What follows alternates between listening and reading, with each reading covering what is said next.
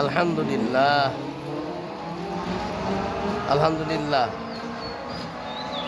দেখেন, এই যে ছাত্রের জন্য তার আব্বাজান খানা নিয়ে যাইতেছে।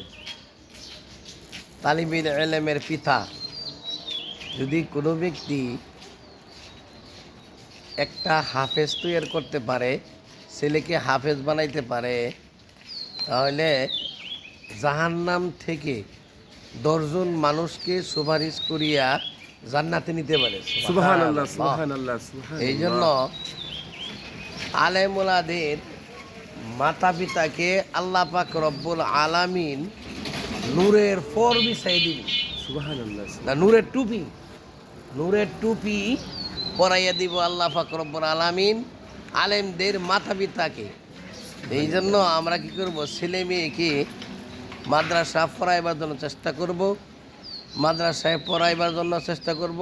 আর আমরাও আমল করব, আমরাও নামাজ পড়তে হইব, রোজা রাখতে হইব।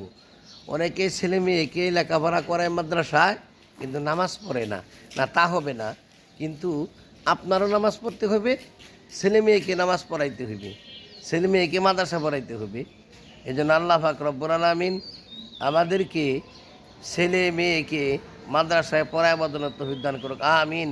এই যে আজকে তার আব্বা যান, এই যে তার ছেলের জন্য মাদ্রাসায় খানা নিয়ে দিতেছে, আপনারা সকলেই দোয়া করবেন তার ছেলেকে আল্লাহ পাক রব্বুল আলামিন বড় ধরনের একটা আলেম বানাই, সকলে বলেন আমিন। আমিন। আল্লাহ পাক রব্বুল আলামিন আমাদের ছেলে মেয়ে বাচ্চা কবুল করুক, আমাদেরকে কবুল করুক, আমিন। আসসালামু আলাইকুম ওয়া রাহমাতুল্লাহি ওয়া বারাকাতুহু।